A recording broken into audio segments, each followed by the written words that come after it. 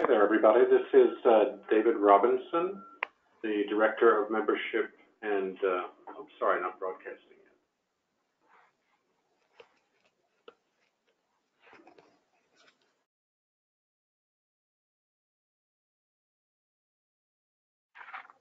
Hi there, everyone, and thanks for joining us this afternoon. Is David Robinson, the Director of Membership and Meetings at the Linguistics Society of America. We're going to take just a couple of minutes to wait for the rest of the attendees to join us, and we'll get started in just another 2 or 3 minutes. So sit tight, and I'll be with you again shortly. Thanks.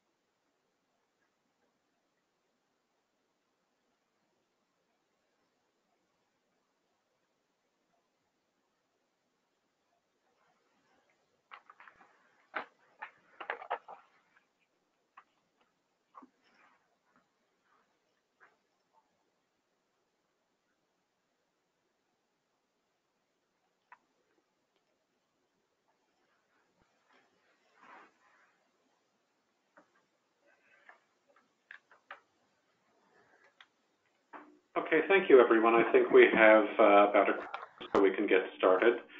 Again, I am David Robinson, the Director of Membership and Meetings for the Linguistics Society of America, and welcome to this webinar on sharing your scholarship. Right now, you'll be seeing on your screens a short presentation about the LSA and what we do. If you are not already a member, you'll see on the last slide a special discount offer for attendees of this webinar. Thank you for taking time out of your afternoon to join us. I'm happy to welcome Lauren Collister of the University of Pittsburgh and Andrea Perez-Croker of the University of Hawaii. They will be talking to us about best practices for sharing your articles, book chapters, and more, and for navigating resources like institutional repositories, preprint servers, ResearchGate, and academia.edu. Before we get started, I'd like to take a moment to make sure you're familiar with the GoToWebinar dashboard that you'll see on your screen. First, you'll see an audio widget on your dashboard that will allow you to hear what we're saying using either your computer audio or your phone. And second, we have some handouts that you're free to download at any time during the webinar. You'll see the little handouts widget on your dashboard, and these handouts include the PowerPoint presentation that you'll be seeing today, as well as a self-archiving checklist, which will be mentioned later on. And third, when it comes time for question and answer, you'll be asking your questions in writing using the questions widget that you see on your dashboard. And when you do that, please let us know if your question is for Lauren, Andrea, either or both of them. And finally, before we get started, we'd like to take a quick survey just so our presenters can get a better idea of your experience with sharing your scholarship online. It'll take less than a minute for everyone to answer and for the results to be displayed. So let's go ahead and launch it now. So here it goes. Just go ahead, it's a multiple choice. Just go ahead and answer as appropriate. And when everybody has voted, we'll go ahead and display the results.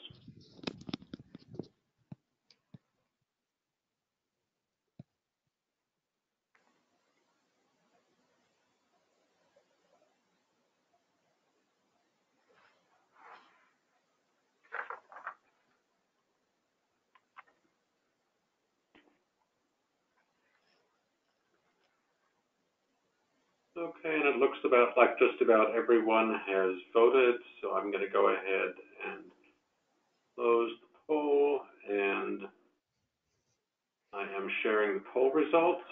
So I think you see them. If you don't, it says 5% of the respondents are complete novices with regard to sharing their scholarship. 45% are experienced with looking up research online but don't know much about sharing it. 50% are comfortable but looking to expand their options. So that's it. And now, without further ado, I would like to turn the floor over to our panelists. So just one moment. And Andrea, take it away. Okay, thank you, David. Thanks everyone for filling out that poll. It looks like we have a really nice blend of experience in the audience today. Hi everyone, I'm Andrea Perez-Croker. Thank you so much for coming today. Lauren and I are both really excited to give this webinar today because sharing scholarship is a really important topic for the both of us. Lauren is a scholarly communications librarian with a PhD in linguistics, and a big part of her job is to help academics like us share their scholarship with the world.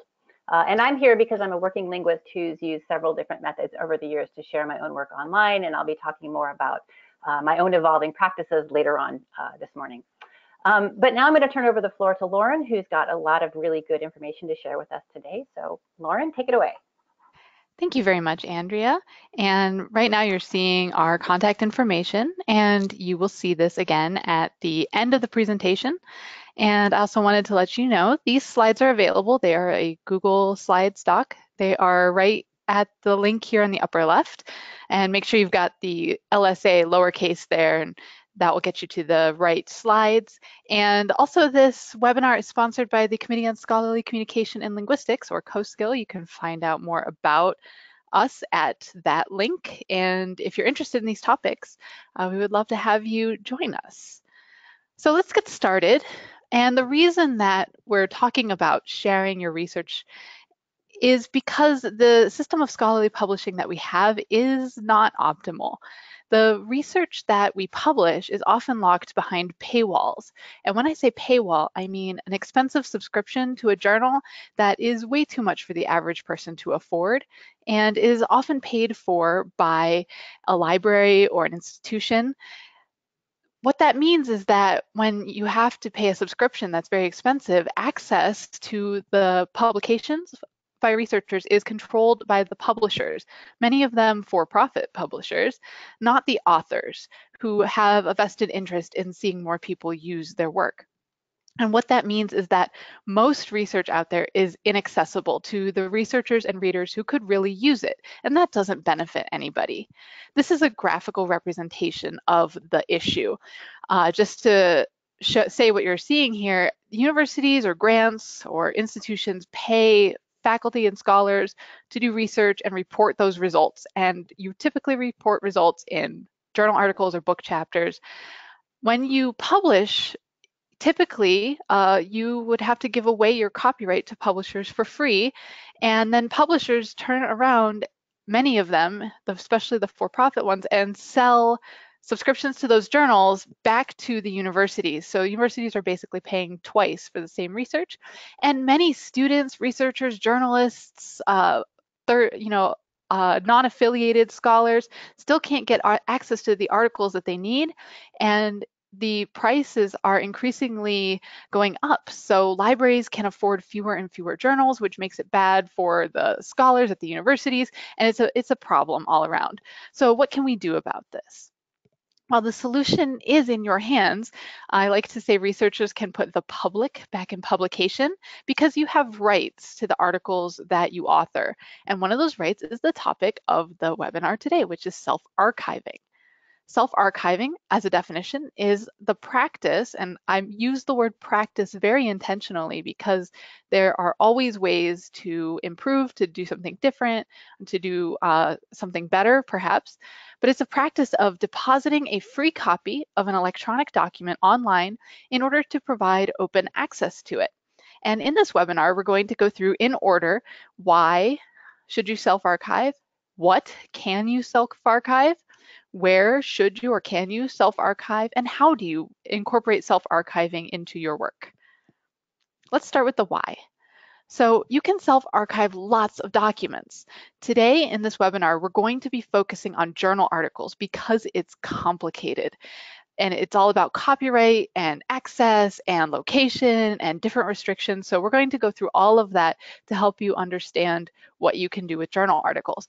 Much of that knowledge can also apply to book chapters. It's a little bit different, but many of the same principles apply.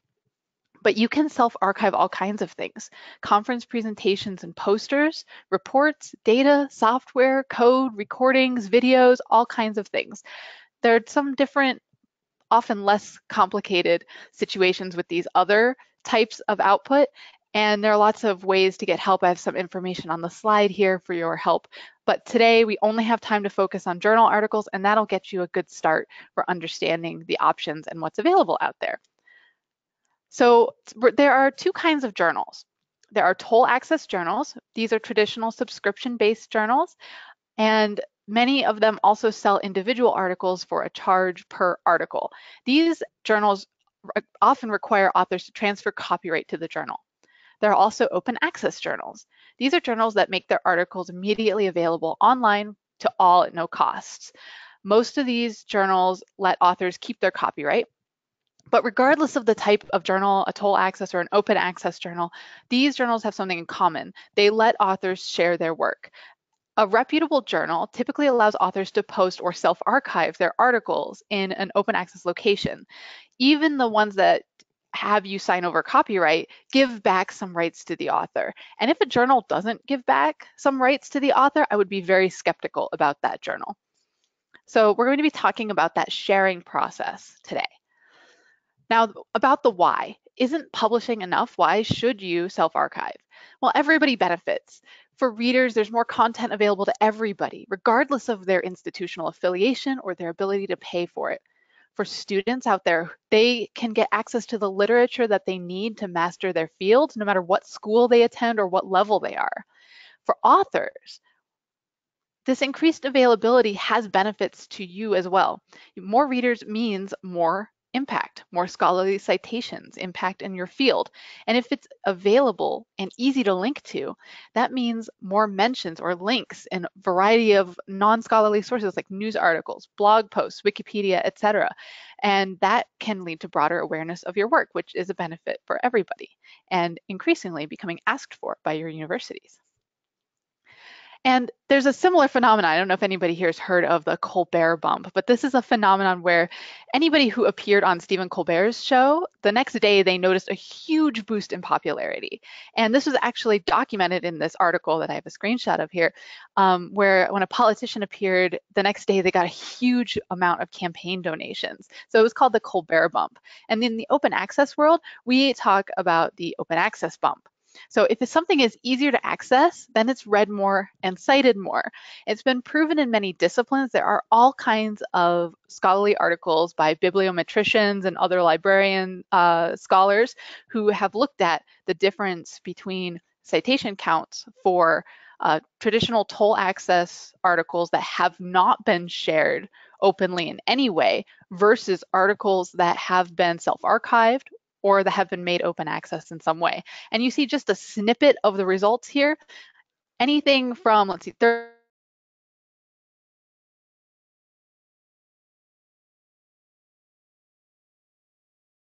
this is just a sample. You can see the article in the notes for the full list. Please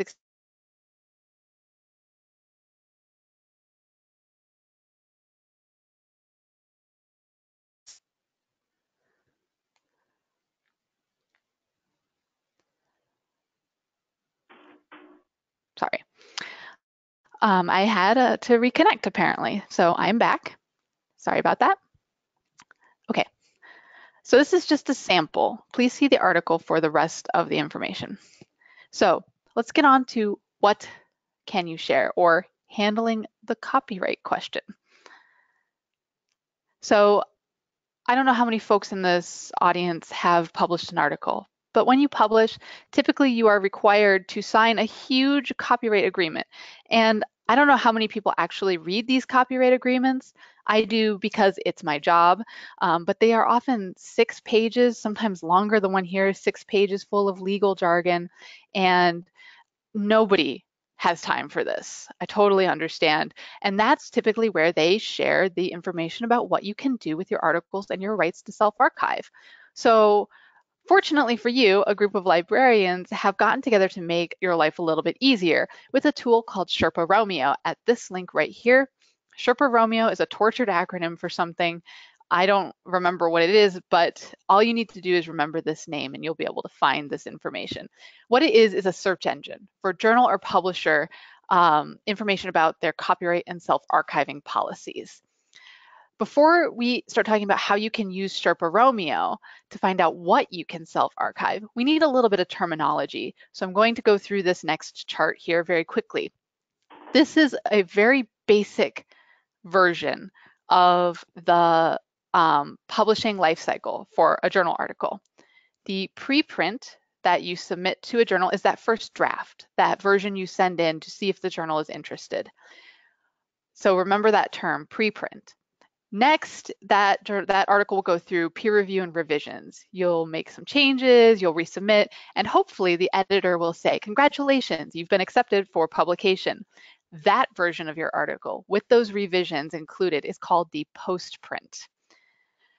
And then once that happens, the journal will apply some formatting, they will add page numbers, they will make it look nice, and then finally it will be published on the website, and that version is called the publisher's version or the publisher's PDF. So there are 3 versions you need to remember. Preprint, that's the draft, the postprint, the revised version after peer review, and the published version, that's that final one you can find on the journal's website. Now, with this knowledge in hand, let's see how this plays out with self-archiving, because those 3 versions of the article are the versions that publishers will let you self-archive. So what I've done is I've gone into SherpaRomeo at this link that we looked at before, and I looked up a few linguistics journals just to see what their policies were for what you can share. So let's start with a journal that is very open and very helpful with self-archiving, and that is this journal, Language Documentation and Conservation. As you can see, this is an actual screenshot of the record in SherpaRomeo, and if you want to, you can go to the link here at the bottom and see the article record for yourself. So what you're looking at here is the 3 green check marks. The author can self-archive their preprint, check. Postprint, check. Publisher's version, check. So that means when it comes to sharing your article, you can share any version.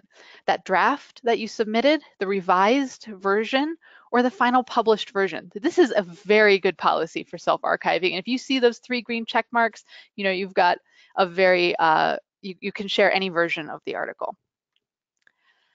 Now in SherpaRomeo, they can tell you that there might be some restrictions. So in this journal, this is Revista Iberoamericana, they have some restrictions on archiving the publisher's PDF. You see that gray dotted check mark by publisher's version. So they'll show you the general conditions underneath that. So you can read that, you'll see that the publisher's version / PDF can be self-archived after 3-year embargo. So 3 years after you publish, then you can self-archive that final version. But before that, you can archive the postprint, that final draft, or the preprint if you would like. Let's look at a few other variations here. This is the journal Pragmatics. This journal follows pretty much the standard for most scholarly journals that I've seen across fields, where they let you self-archive the preprint or the postprint, but never that final published version. This is pretty typical for most subscription journals. And you can see they have lots of information about how you can do this on this record here. Here's another one. This is Applied Linguistics Review. This tells you restrictions on self-archiving the postprint. So unfortunately with this one, you can self-archive that postprint, but you have to wait 12 months after publication. But you can self-archive that preprint at any time. And another variation, this journal only allows you to self-archive the preprint, never the postprint or the final published version. And finally, there are a few journals out there that do not let you self-archive any version of your article. This one does allow you to share a link to the published article, but does not allow you to share any of the documents. And then there are some that are kind of unusual. One of them is language, the journal from LSA, and this illustrates why it's so important to check on this before you self-archive and not assume what you can self-archive or where, because language allows you to self-archive the published version, which is great after a 12 months embargo, which is also pretty good. But they don't want you to self-archive the preprint or the postprint according to this record, but they allow you to archive that or self-archive that final published version, which is really good as long as you follow the rules here. So that's why it's always a good idea to look in SherpaRomeo to make sure you've got it right and not assume. Okay, so suppose you've checked SherpaRomeo, you find out you have the right to self-archive. Now we answer that where question. Where can you self-archive and where should you self-archive? We're gonna go through some of the options now. One option is the institutional repository, or the shortened acronym IR. So what this is an online database that's offered by an institution that is intended to collect and share the works made by people at that institution. We have the two for our two panelists here. So D-Scholarship is at the University of Pittsburgh and Scholarspace at the University of Hawaii. Most major research universities have an institutional repository, and the way you find out about it is by asking a librarian at your institution if you can't find it or you don't already know about it. So what can you put in your IR? Most IRs accept scholarly works of many types, articles, books, posters, all those things we talked about on the previous slide. And typically, IRs allow you to self-archive whatever the publisher allows you. So if you're allowed to self-archive that final published version of your article in language, absolutely you can put it in your IR. Some other repositories out there have restrictions on what you can put in there, but most IRs allow you to put basically anything. Why should you do this? Well, if you can see on the right side of the slide here, there's that, you may recognize that if you've ever used Google Scholar to search something, and you see that PDF from pitt.edu or your Penn or MIT or wherever, that is typically the institutional repository link. So institutional repositories are really good for hooking into search engines like Google Scholar. And also because they are run by librarians, they're really good at getting into databases and using search tools like Unpaywall or Mendeley or other resources like that. And most IRs are hosted by your library, and they have staff who can help you with questions you might have about copyright. Say you have a confusing copyright policy for your journal, a librarian could help you demystify that. And librarians are also really good at preservation, so they'll make sure that all that information is backed up so you don't have to worry about it. And finally, many IRs offer metrics. So you can find out how many people have downloaded it, where they came from. And some, like ours, even offer citation information. So again, find out if you have an IR at your institution by asking a librarian. Another option are subject archives, and there's a directory of open access repositories here where you can find more information, and I've listed a few of the ones related to linguistics on this screen. And if you cross disciplines with your work, you can post material in many disciplines repositories, linguistics, social sciences, psychology, wherever might be appropriate for you. A subject archive typically is not institution specific, it is subject specific. So usually subject archives are restricted to preprints, but not always. Many allow postprints, many allow final published versions. It depends on the archive, so always check. And file restrictions may depend on the particular site. Why should you use a subject archive over something else? Well, you'll have a group of scholars in your particular field there who would come to this archive to look at what's the latest in their field. And you can often, using these subject archives, participate in the scholarly conversation, give and receive feedback, and you can get your work out there early and find collaborators, speed up science, and even get feedback if you're having trouble with something. Another option are commercial sites. These are ResearchGate, academia.edu, SSRN, and there always seems to be new ones popping up every day. These sites encourage users to upload their works. However, many publishers forbid uploading to these for-profit sites and sometimes issue takedown notices. These sites are for-profit. How do they profit? Well, various ways. They have subscription services, they sell users data, or sometimes they get bought by other companies. And this makes their future a little bit unclear. So why use them? Many of them have capabilities like social networking or connections to other scholars or working groups that you might enjoy or need. And many colleagues may already use them, giving you a built-in community that you might want to access. Many people enjoy these parts of commercial sites and value them. It's important to take into account what is valuable and perhaps what you might be getting into, because there are many concerns about commercial sites. There's no copyright help. There's no friendly librarian like me to help you with your copyright questions. So if you get a takedown notice, you're on your own. And these sites are increasingly being bought by large publishers who are the ones restricting your work in the first place. I have a photo here from when SSRN, the Social Sciences Research Network, was bought by Elsevier, which was a really big problem for a lot of folks who had been posting their papers there. These commercial sites make money by selling your information and data, and if you've ever signed up for one, you see many spammy emails. And I think Andrea will tell us a little bit about her experience with that in a few minutes. And finally, we're not really sure about these sites and their long-term preservation. As a librarian, I'm really concerned about that. And so they don't really give a lot of details about that. That may be more of a concern to me, but it could be a problem. And finally, one concern is that scholarly societies, like here's a message from the American Anthropological Association, and several publishers, in fact, are increasingly cracking down on use of ResearchGate and academia.edu, sending these really scary takedown messages and notices. So nobody wants to get a scary message in your inbox. So just be aware that you should really be careful if you use these sites. Finally, a final option is a personal website. And this is a great step in the direction of open access, and having links to your work in the same place as your biography and CV can be very useful. However, with personal websites, you have to do a lot of work that not everybody has time to do to get your documents easily findable in Google Scholar or library search tools. So that can reduce the effect of getting your work out there.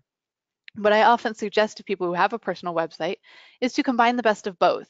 Deposit your work in an institutional repository or a subject archive, and then link to it directly from your website. That you have that link right there next to all the other information about you, and you're taking advantage of that infrastructure to get your work more easily discoverable. So that's been an introduction to some of the background information for self-archiving. Now I would like to turn it over to Andrea, who will tell us a little bit about how to incorporate self-archiving into your practice in the real world, so to speak. Okay, thanks, Lauren. Let me get it set up here. Let's see, show my screen. I'm going to be switching back and forth between a couple of browsers. Let me get my camera going. Okay, all right, so we were going to call this next section best practices for self-archiving, but we decided not to do that because really there isn't one single best practice for doing this kind of work. In fact, for myself, my own practice was an evolving practice over a number of years. I'm a documentary linguist, and I have most of my experience is with helping other scholars to archive their endangered language documentation. But when it came to finding a good location for my own scholarship, that was a different story. Yeah, so I'm going to talk a little bit about how I've shifted from one model about 10 years ago to what I'm doing right now in terms of sharing my work. So about 10 or 12 years ago, I was back in graduate school, and I was at a university where the university gave every student a little bit of server space to host a little website and to put some downloadables up for people to download. And so that's exactly what I did. I had a couple of HTML pages with a biography on it, etc. And then I also uploaded PDFs of things like my papers and presentations and posters, etc. The problem with that is that all of those downloadable items did not have a DOI. That's a digital object identifier, which is a permanent way to locate objects on the internet. Instead, we just had a URL, which meant that as long as those PDFs were sitting on that particular university-hosted website, then those files could be downloaded. But as soon as they left that location, people wouldn't be able to find them anymore. And so, of course, when I graduated and I took this job at the University of Hawaii, I lost that access to that server space at the previous university. And so none of those materials were locatable anymore. So I moved to the University of Hawaii, where they also gave me a bit of server space, and I built a new website there. But this time I decided I wanted to find another solution for storing the downloadable materials themselves. And so this was about 2011, 2012, and there was this new commercial site that was available called academia.edu. At that point, it was just beginning to get kind of popular. So I decided I would try it out. It seemed like it would have some longevity. It seemed like it was a really popular place for people to go and look at everybody's work. Everybody was there. It felt a lot like kind of like Facebook or other kinds of social media in a way, you know, because your friends were there, your peers were there, everybody was sharing what they were working on and asking for comments, etc. So it seemed like a really active place. And so I started uploading my scholarship to academia.edu. Of course, the other thing I liked is that, you know, academia.edu gives these ego boosting metrics. You know, every once in a while you receive an email from them that says somebody searched for you on Google, and then you can go and click and find out what part of the world they came from, etc.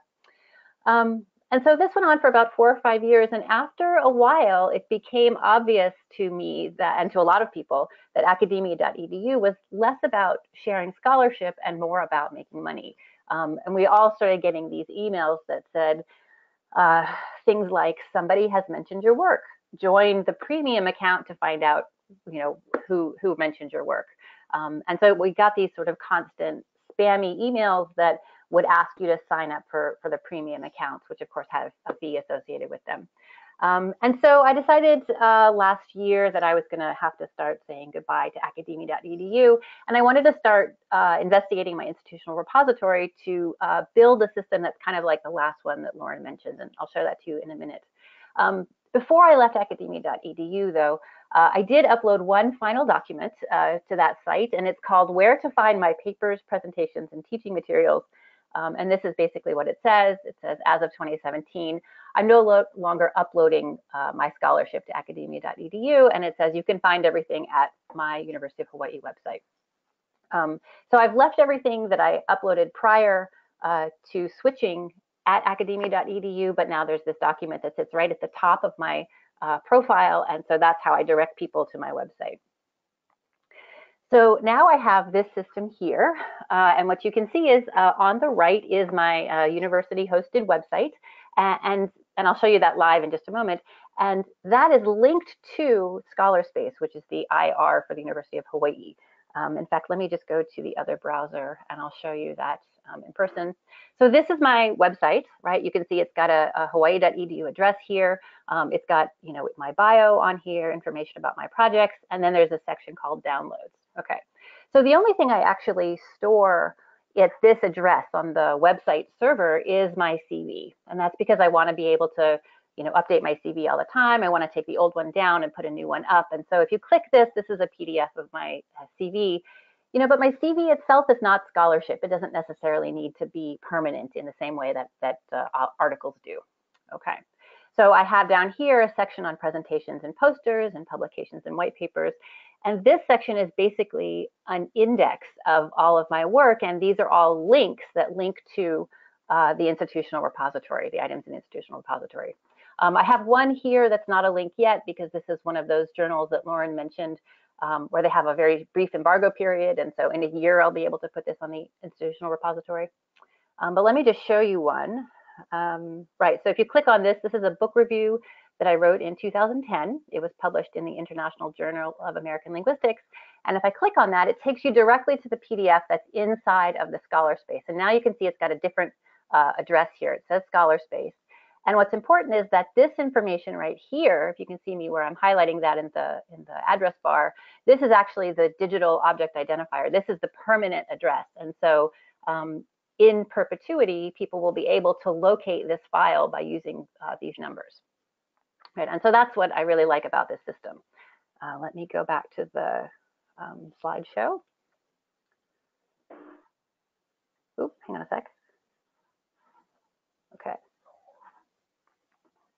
Okay, so the other thing that I like about using institutional repository is, as Lauren said, my work is really findable in multiple ways. So not only can people get to my work through my website, but because ScholarSpace houses the full metadata for every item and then exposes that to different search engines and databases, people can find my work in lots of different ways. In a minute, I'll take you over, this is the catalog page inside ScholarSpace, and I'll show you some of the metadata that's in there. But I just also want to quickly note that one of the advantages of my university is that we have an open access policy. And this is a policy that says that as an employee of the university, I'm, quote, required to self-archive my work in the institutional repository. The wording of that sounds very kind of harsh and strict, like I'd be in violation of something if I didn't archive my work. But I like to look at it from the other direction, which is that this open access policy allows me to kind of skirt some of the restrictions that the publishers put on their PDFs because it's a requirement of my employment. So I can take that open access policy to the journals and say, look, I actually have to put something in the IR because I'm an employee of the University of Hawaii. So you should check and see if your university has an open access policy. If they don't, you should go and talk to one of your librarians about it, and they can see if they could start working on one. But let me take you over to ScholarSpace. We can take a quick look at the metadata, right? This is that page we just saw a screenshot of. This is all of the items that I've got stored. This is some of my co-authors here. These are some of the dates. But if we go and find that book review that we just saw, here it is, right? This takes you to the item record, right?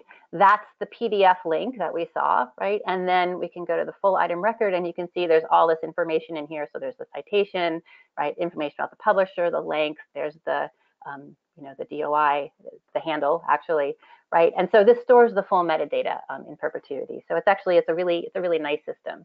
So I like using this combination. Okay.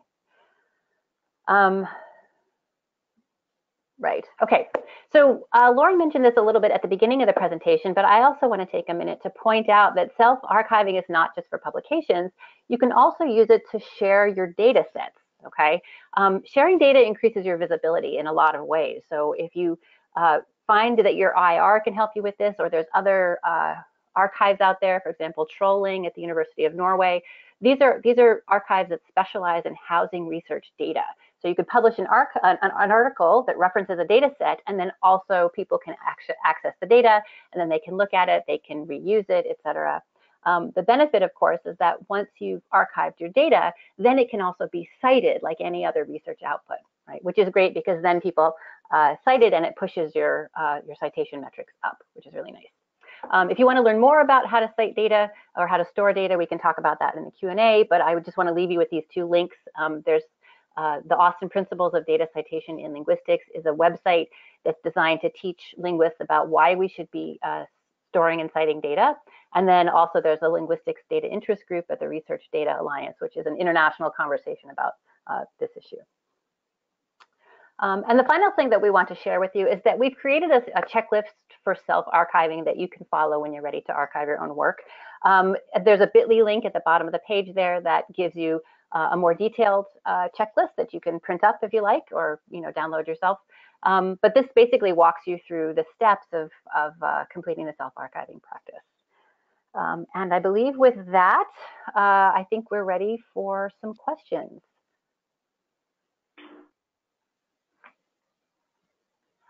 Okay, thank you, everyone. So let me get this going again. All right, so we're ready for the question and answer portion of the webinar. As a reminder, your microphones are muted, but you can ask questions in writing. You'll see there is a questions widget on your dashboard. You can type the question there. And again, let us know if it is for Lauren, for Andrea, for either one of them, or for both.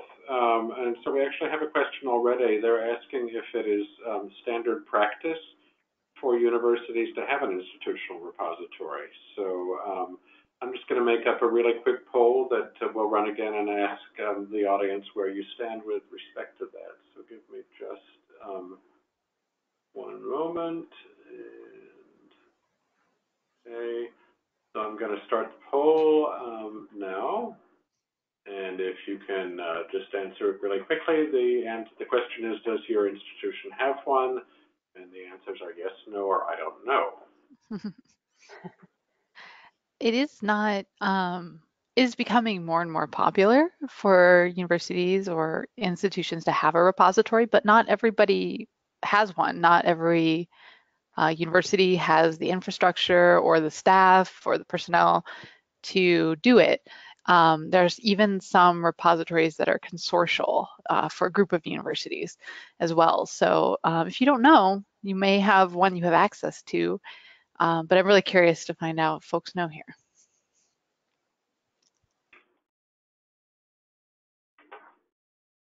Okay, we'll give it just a couple more seconds. Looks like the majority of you have voted. I'm going to go ahead and close the poll and share the results. So can you all see, I think 57% said yes, 10% said no, and 33% said I don't know. So let's see, we do have a question here. Do you have any suggestions for how to best share one's work for people who are not associated with an institution? That is, people who are working in industry but still publishing. Absolutely, that's where those subject archives can come into play. So subject archives typically don't require you to be associated with a university. They're open to anybody. So some of them might require you to sort of use an official email address, so not just a Yahoo address or something. But you could use your work address or just write to the editors and say, I want to sign up. I work at this place. But those are a good way to do it. There are also some sort of discipline agnostic repositories like Zenodo and Figshare and many others that anybody can sign up for, anybody can use. And they're like subject repositories, but without a subject. And that's another option if you would like something a little bit more general. Figshare is particularly good at getting hooked into institutional repositories and whatnot as well. Okay, great. Here's another question. Hi, Lauren. Hi, Andrea. Great job. Thank you for doing this. I have a small question for Lauren. In your slides 15, the one with the flow chart with preprint, postprint, etc., where do proofs fit in there? Are they considered postprint or publisher's PDF or something else? That's a great question. Typically, those are for those typically fall in between the postprint and publisher PDF steps on that flowchart. Fewer and fewer publishers seem to be doing that these days, and with electronic journals, at least as far as I've seen. But typically, the journal, if they allow you to share the proofs, will have language specific about sharing the proofs. But from what I understand, most publishers, if they say you can share the postprint, that doesn't mean the proofs.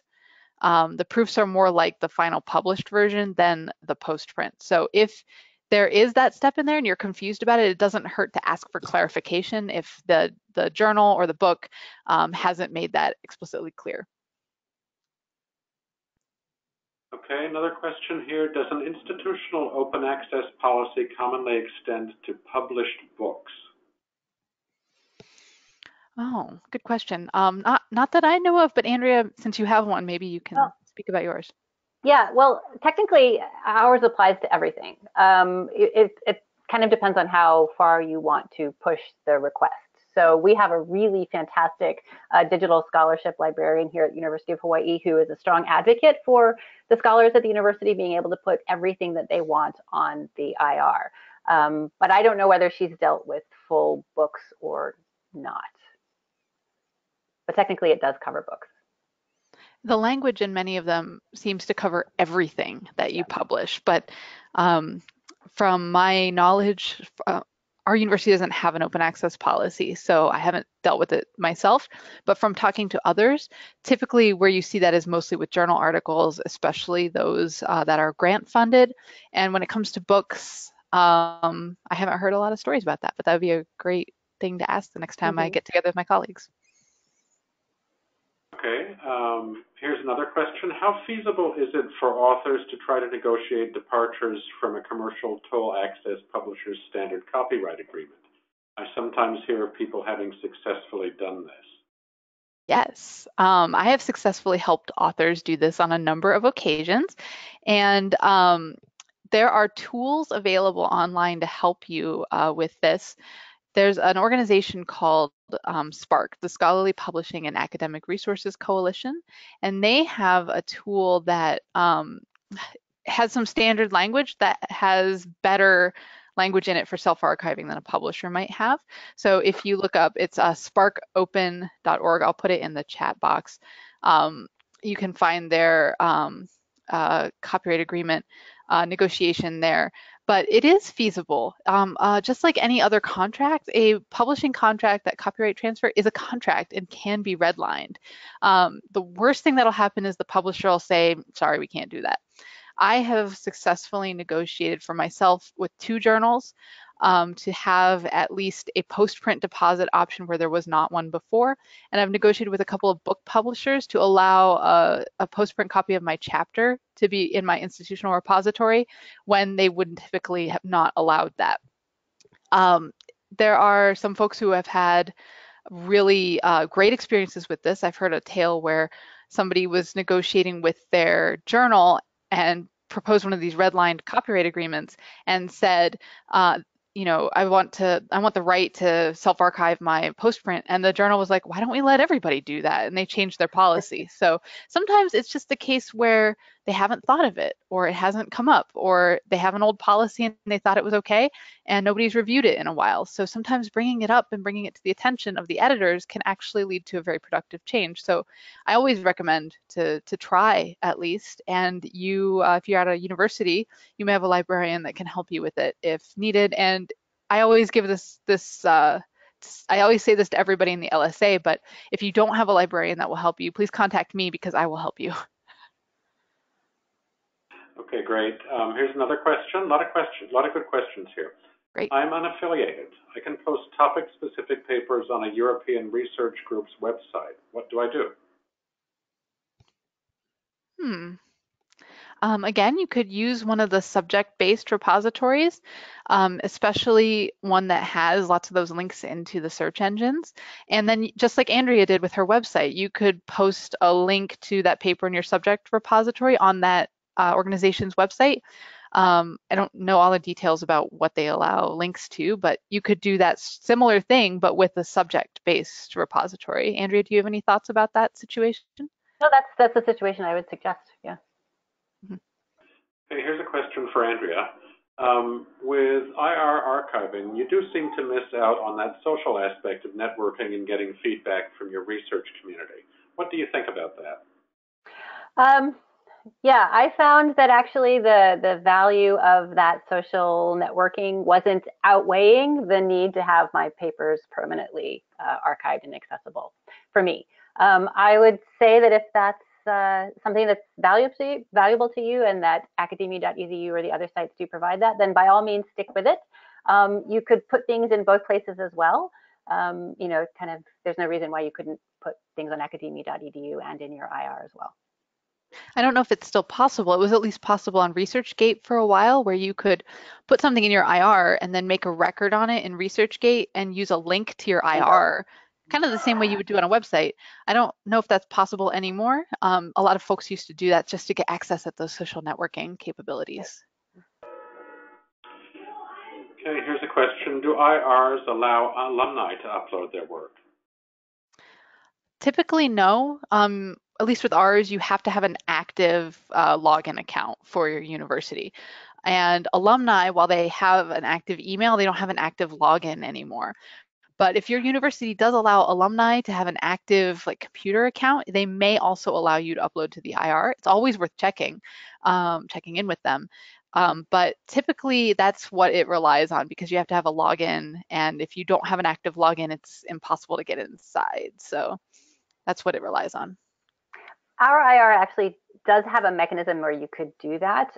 We have a second IR. It's kind of a division of the IR space One half of that is called Scholar Space, and it's for active, like current employees or current people who are affiliated with the university.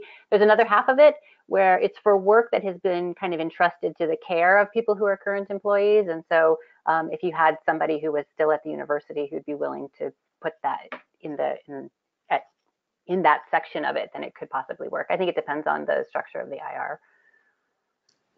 Okay. Here's another question. I think Lauren mentioned some online preprint sites, but I'd be happy for either of them to answer this question. Andrea talked a lot about Academia EDU, but Lauren also mentioned Archive, Lingbus, and so on. Do you know anything about how much these sites are actually being used? How many people use these, or even better, but harder to get these numbers, what proportion of linguists are actually using these sites? That's something we're very interested in as well. The Committee on Scholarly Communication and Linguistics that I mentioned at the outset of our webcast here is very interested in these topics of preprint sites. It's really impossible to know what percentage of linguists are using things, because how many linguists are there anyway? But they, depending on the field or the time, some of these sites can be very active, and there can be, even if there's just a small community, if it's a small, very active community, that can even be perhaps more valuable than a large non-active community. So it really depends. So if you're looking to try to figure that out about a site, you can typically go there. Many of these sites will have sort of statistics about downloads or views that you could look at.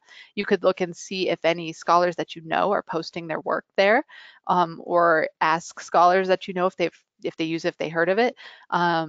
Many of these sites are, there's a semantics archive, so it's semantics, right? So you might not find a sociolinguistics paper there typically.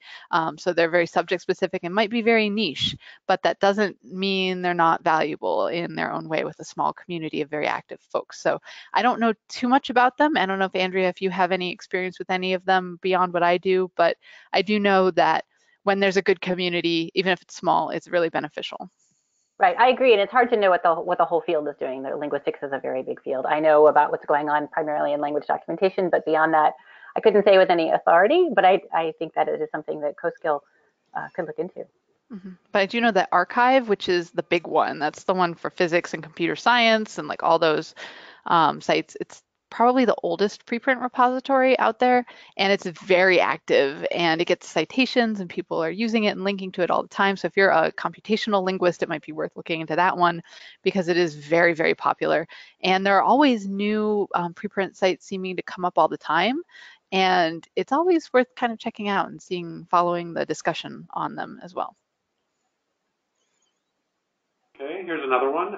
Can you deposit materials in an IR that you published before you were affiliated with that particular institution? For instance, if I publish an article during grad school, would I be able to deposit that in the IR at the university I eventually end up working for? Every IR is different. Ours will accept anything that is owned by University of Pittsburgh employee. So I have my undergrad thesis from Ohio State in there, for example, and that was perfectly acceptable. But some may have restrictions on this, but I don't know of many that do. Mine doesn't. Yeah, mine will allow it. And it's no problem if they appear in different places. So if you had posted it in the IR at your old university and you want to repost it in the new one, that's typically not a problem either. Hey, here's a good question. If I self-archive my articles or data, will people scoop my work? Andrea, do you want to try that one? Yeah, that's a great question. So I talked to a lot of different groups about particularly the idea of sharing data. And every time I go to talk to a group about this, I get that same question. And I have yet to hear of any case where that's happened because somebody deposited their data somewhere and made it available. So no, not from that, right? When scooping happens, it's usually because of an abuse of power of some kind, right? So it could be a more influential or senior linguist taking advantage of a more junior linguist, but it's not generally because they've shared their data. I haven't heard of a case of that happening. If you have heard of a case of that happening, please email me. I would love to know that, because information is power, and so we can address these concerns possibly. But it's a fear. It's a very common fear, but it doesn't seem to happen much. What I hear happening more often is somebody posts their data set, somebody sees it and says, wow, I would really love to use these data in this project that I'm working on. Or I have very similar data, but slightly different. Let's put them together and see what happens. So you wind up actually with a collaborator rather than somebody scooping your work. So that's right. I hear that story much. In fact, that's the only story I've really ever heard of that, never a scooping story. Yeah, the benefits are far outweigh those dangers, yes. Great. Another question here. How do DOIs come into existence? Is it the repositories which manage the creation and maintenance of DOIs? I suppose that's a me question. Hi, Andrea. I think so, yeah. So a DOI is, it's an official thing, and some responsible entity has to register a DOI. And a responsible entity can be a publisher. So many publishers, if you publish with a big publisher like Elsevier or Taylor & Francis or Brill or any of these big publishers, they will mint the DOIs for you and put it on your journal articles. Many repositories like Andrea's, and mine is starting to work on this, are also responsible parties and have the ability to mint DOIs. My library publishing organization in my university, we put DOIs on all of our articles. So you have to be a sort of responsible entity. You usually have to have a membership in one of the DOI metadata organizations like Crossref or DataCite. And so that costs a little bit of money. A library can afford that, a university can afford that, a big publisher can afford that, but typically not an individual can afford that. So, so typically a DOI comes into existence because a responsible party has something that needs a permanent identifier, and they have the access and the metadata to be able to make it happen. Does that answer the question? I'd like to add just a little bit to that.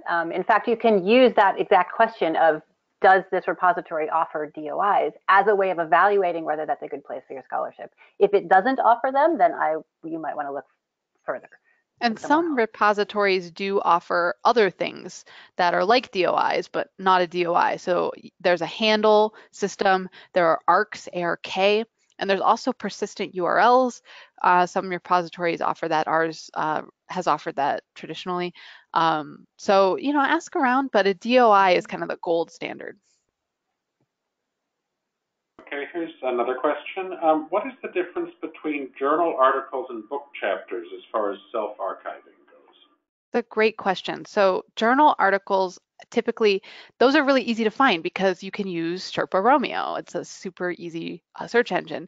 And many journals have these policies explicitly laid out already.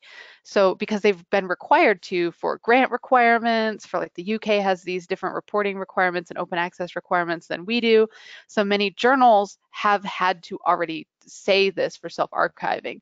And many book publishers have not had to explicitly lay out self-archiving rules in the past. And so there isn't a convenient search engine like SherpaRomeo for them, unfortunately. However, when you get that copyright agreement, if you write a book chapter, hopefully you get a copyright agreement. If you don't, you should ask for it. They will have a section that talks about sharing. And if they don't, book publishers are typically very receptive to a quick email that says, hey, I want to self-archive my chapter. What can I do with it? And they usually have a document they'll send you or a prepared email that they will send back. Yeah, the difference between the book chapter and the journal article is that there just isn't an easy search engine to find the information. You typically have to work a little bit more, but it's the same kind of process. Okay, here's a question. It's what do we do if our library doesn't have an institutional repository? And I think the implication here is what do we do to get them to have an institutional repository? Ask nicely. Yes, so a great question. That's a great question. What you might want to do is find a digital scholarship librarian, or maybe even your subject librarian if you have a subject librarian, or any librarian who's sort of in charge of digital resources, and just ask them, do we have a repository? If not, are we planning to have one? Do we have access to one? Because maybe you might be in a consortium or an area that has access to one already. It may be the case that your library has been thinking about it, but they're just not sure if faculty really want it. So if they have a faculty member who really wants it, then that'll be key for them to go forward. Yeah, your librarian is your best friend, really. I can't say too many great things about working with librarians as scholars. Yeah, it's positive. Librarians want this to happen, and the more support they have from other employees at the university, the better their chances are going to be at convincing the higher ups to make it happen. Yeah, maybe the case that they've been thinking about it, but they haven't seen faculty really support it. So if you want an institutional repository to happen at your university, you might find yourself going to a meeting with a library director saying, I really want an institutional repository to happen. But that can be, very helpful for your library colleagues and the rest of your colleagues at your university as well. Great. Here is another question. It's sort of a variation on one we had earlier, and it's for either of you. If you've already signed a copyright agreement with a publisher and it's fairly restrictive, have you found that it's possible to get concessions from the publisher, or are you typically just locked in completely? It depends on how long it's been. So if it is immediately in the past, typically that's not very good environment for getting concessions. But if it's been several years, what I found is that a really good argument with a publisher, if it's been 5 years since the article or book chapter was published, is to say, this is getting on in years, and I'd really like to give it some extra life and share it. And you can make the argument that if I can share it openly and people can find it now, people might be interested in reading the rest of the issues or rest of the articles in that particular issue if it was a special issue, or the rest of the book if it's a book chapter. So that argument is surprisingly effective with publishers if it's been some years on. And they'll say, well, we know you signed this copyright agreement, but okay, here's an amendment. I had that happen with a book chapter I published in 2012. In 2015 or 2016, it was just a couple of years ago, I wanted to put all my things in the IR, and I had this one book chapter, and it was just, I couldn't do it. So I just wrote them an email, and I said, it's been 4 years. I know I signed this copyright agreement, but I'm wondering if I can, and I made this argument about maybe if people find that chapter, they'll want to read the rest of the book. And the publisher thought that was a great idea, and they let me do it. So I would always say, give it a shot. And if it's been some time, you might have a better chance than if it was a week ago. So never give up on your older work. Okay, we have one question here, and I think you've sort of answered it already, but I will let you answer it again. How do I find out more about my institutional repository? Ask a librarian. Ask a librarian. Yep. It's always the best way. Yep. So if you want to try to find your institutional repository without asking a librarian, I don't know why you would want to do that, but librarians are super friendly and very excited about talking to people about this in general. Institutional repositories are often used for theses and dissertations if you have an electronic thesis or dissertation component of your grad program. So if you can find out where those go once the students are done with them, that might be your institutional repository. One thing to do is to go to your library's website and just do a search for institutional repository there and see if one comes up. You may also, if you do so if I were to try to find Pitt's institutional repository, and I searched for my colleague's work in Google Scholar and saw that PDF from pitt.edu, that's the institutional repository. So if you've ever seen that in Google Scholar, that might be your institutional repository right there. Andrea, any other tips on finding one if you? No, that's good. Yeah, your librarian will be the best person to ask, or your colleagues also. Yeah. The colleagues, the librarian will probably be the best person to ask and also tell you all about it and that's right. Offer to help do a deposit workshop for your department and all kinds of things. Yeah. Okay, here's another question. What kind of problems might arise when using personal websites like WordPress, or are there things I should be careful about? So, Andrea, do you have any thoughts on this? Well, my main concern would be the long-term stability of that, right? If you're going to put documents in a WordPress website, what happens when you stop maintaining that site, right? What happens if the documents relocated to another server, right? Who's doing the hosting also is another question, right? Those things move around a bit. So that's my main concern, has to do with longevity. Just you don't know what's going to happen to those documents.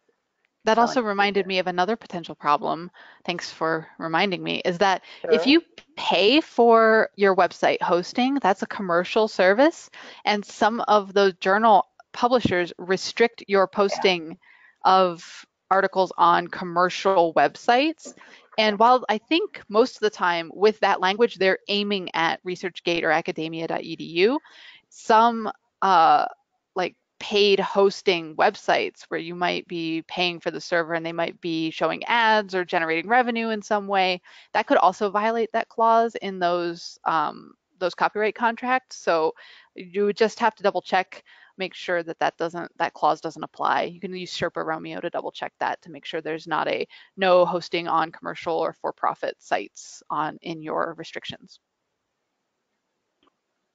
Okay.